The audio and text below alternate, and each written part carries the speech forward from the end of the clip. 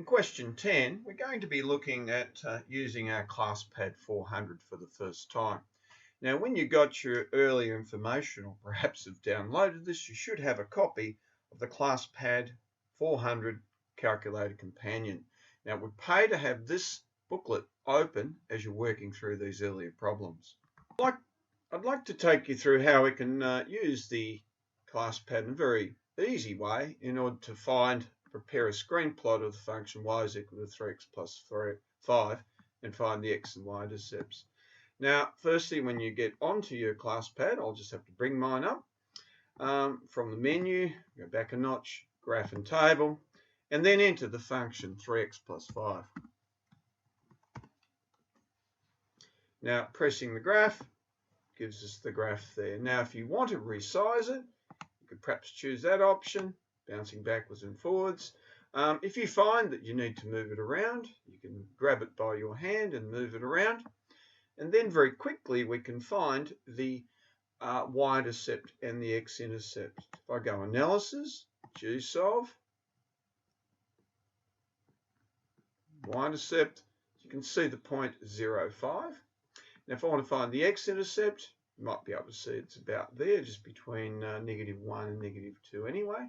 Analysis, G-solve, root, and you can see there -1.670, so we have our 2 points that we could then use to go ahead and sketch our graph. Now, working you through 4 questions from question 10, I've just simply gone in and entered the function y1 is equal to 3x plus 6, and pressing the enter, ticking the box, pressing enter, we'll then get, when we press the graph button, a graph of that function.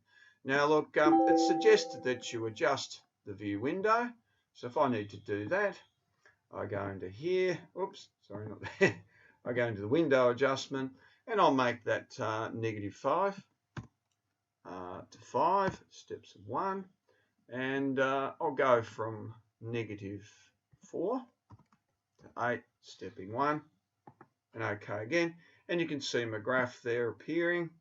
I'll just make that a little bit bigger. Now by observation you can see that we've got a y-intercept of 6 and the x-intercept of -2. If you want to check that, analysis, G-solve, root, and you can see the -2, and then join them together, making sure you label both of them as you go. Resizing. We'll enter the next function as well, which is C for my demonstration, -4x plus 5.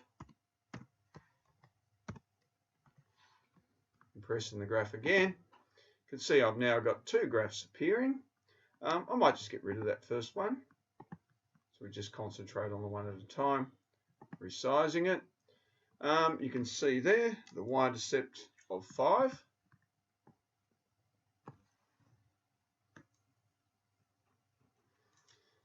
Not so clear where the x-intercept is, so I'll go analysis, G-solve root, and you can see there for C that we've got 1.25. So once I've labelled them on a graph, join them together like so.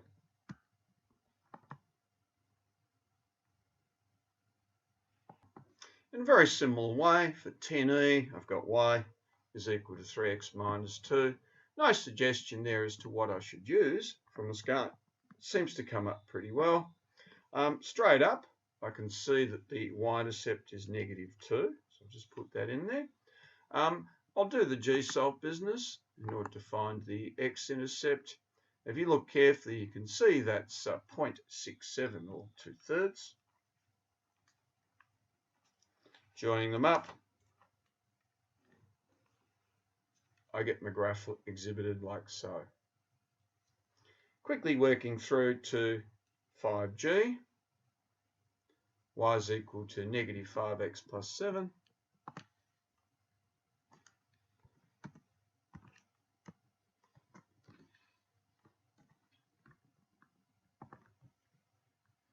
just move that around. You can actually use your hands on your calculator. I can straight up see that the y-intercept is 7. Now I've got a x-intercept between 1 and 2, so analysis, g-solve, root, and you can see there 2.4 will be the order of the day there.